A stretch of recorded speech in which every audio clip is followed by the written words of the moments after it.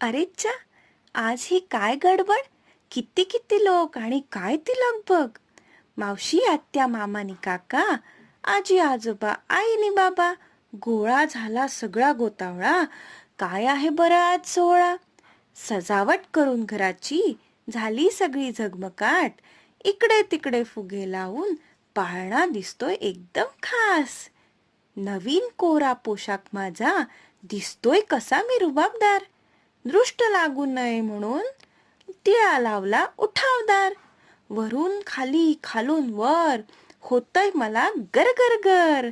कोणी म्हणतय गोविंद तर कोणी घेतय गोपाळ स्वर.